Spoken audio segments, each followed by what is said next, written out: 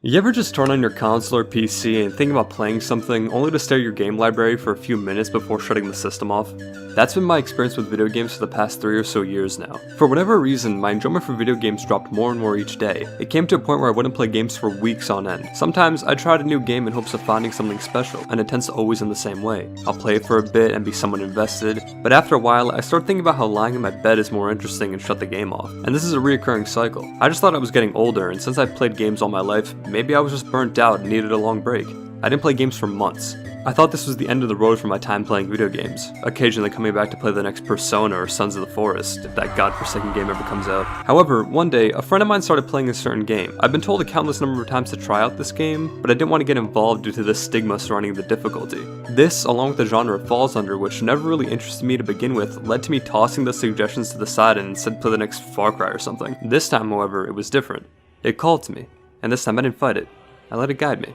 The game started downloading. Strangely, I felt a bit excited, and after some time, the download was complete. I started what ended up becoming one of my favorite games of all time.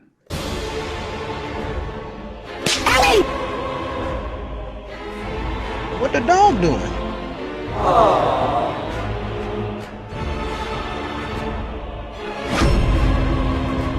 If you want the fucking brawl, come down, no, because...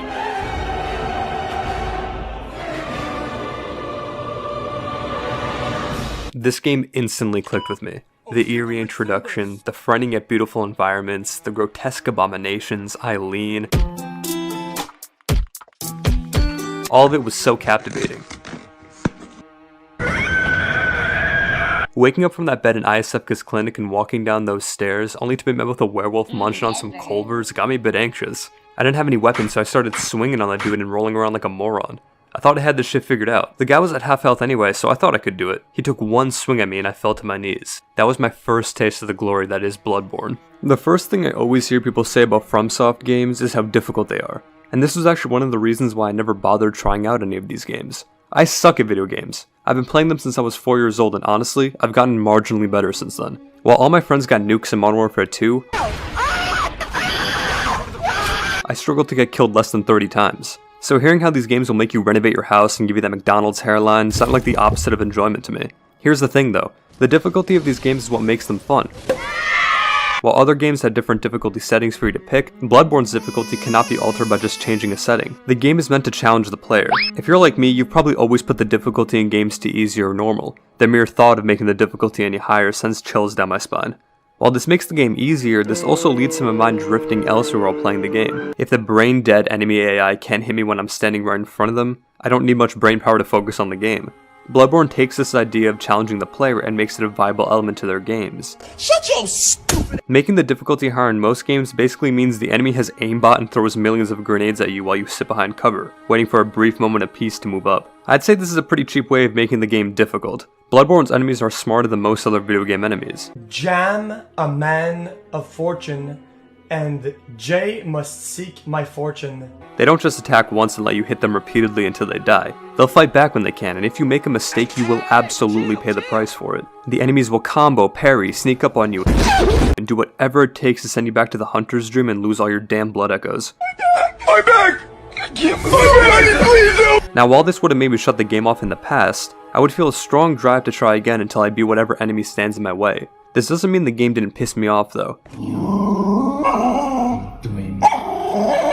I haven't gotten this mad at a video game in years, and honestly I wanted to quit a few times, but sticking it out has led to many dopamine rushes that I thought were all but lost in my time playing video games. The game is challenging, but it isn't as hard as these filthy game journalists want you to believe. Learning and adapting are part of the success you seek. The monsters may be massive and terrifying, but if there's a will, there's a way. The gameplay wasn't the only thing that made the game enjoyable. The environments in Bloodborne are so intriguing that it was the first game where I would walk around instead of just sprint through. The game's setting being heavily inspired by Victorian-era England is such a breath of fresh air.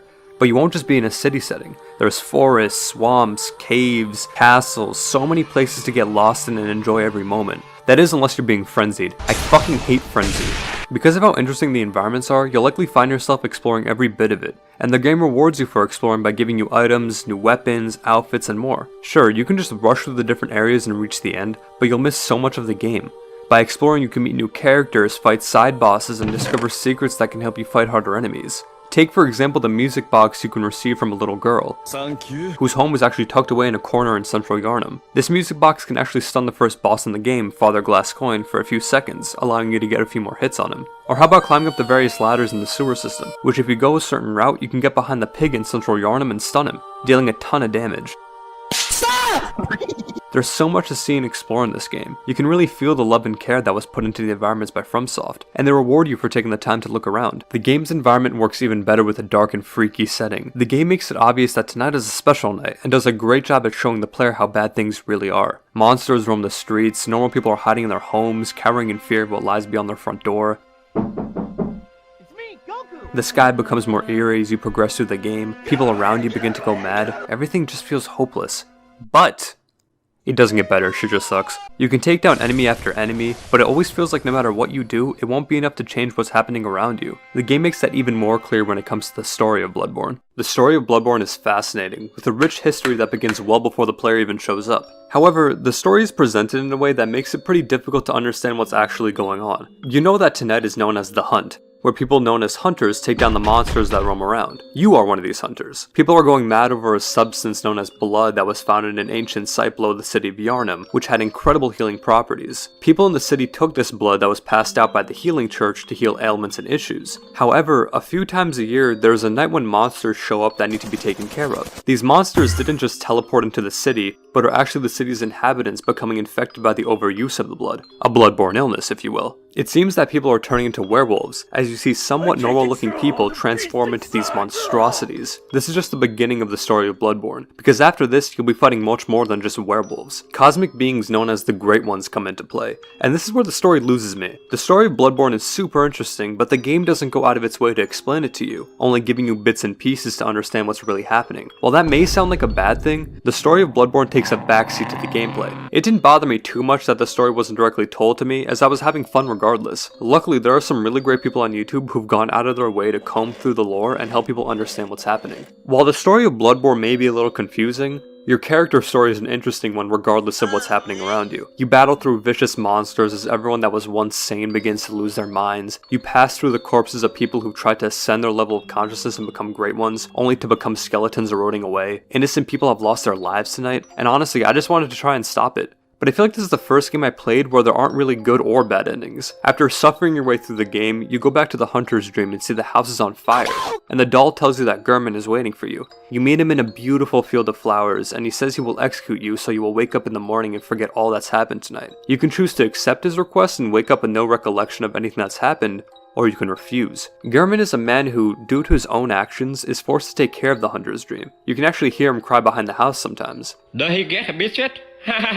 Never. Refusing his request leads to him having to take forceful measures to ensure you wake up in the morning. Seeing how Gehrman feels about having to take care of the hunter's dream made me feel a bit bad for him, so I wanted to finally set him free. Gehrman knows that being the one in charge of the hunter's dream is a miserable existence, so he tries to stop you. Both of you are fighting for each other's freedom. Gehrman willing to live in misery so you don't have to, and the player willing to give up their freedom so that Gehrman can finally rest. It's pretty poetic, I think. There's also the ending where, after finding the right materials, the player can become a baby great one and transcend human consciousness. While I did say that all the endings aren't good nor bad, this ending was the one I didn't want. It's very ambiguous and I didn't collect all 3 chords, so. I believe the fight with Gehrman is easily one of the best boss fights in the game as there's a sense of emotional weight behind it. This is amplified by the amazing soundtrack. The soundtrack for Bloodborne is incredible. Fighting bosses is made so much more entertaining by having these bombastic, somber, or just sometimes creepy tracks play as you dodge and slash your way through the game. Like I said earlier, Gehrman's boss fight is my favorite in the entire game, and that's partly due to the track that plays during it. The track is called Gehrman, the First Hunter. It's so beautiful but feels so tragic at the same time, as it feels like Gehrman is desperate to make sure you wake up in the morning and forget this awful nightmare. The setting of the game wouldn't hit nearly as hard as it does if the soundtrack wasn't as spectacular as it is. Whether it's intense or somber, the soundtrack to Bloodborne nails the feeling in the moment on the head. It only adds to my overwhelming enjoyment of the game. I picked this game up at a perfect time. My fleeting love of video games has finally returned, and I got to experience one of the best video games ever made. Bloodborne made me want to get out of bed and do whatever it was I had planned quickly so I could play it.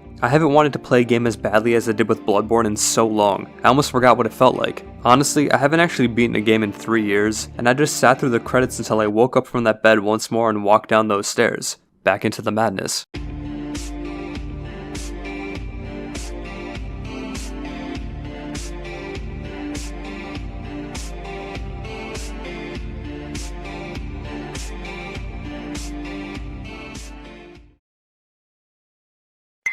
Look at this devious ASF walk. He's so deep. He's a straight menace. He's a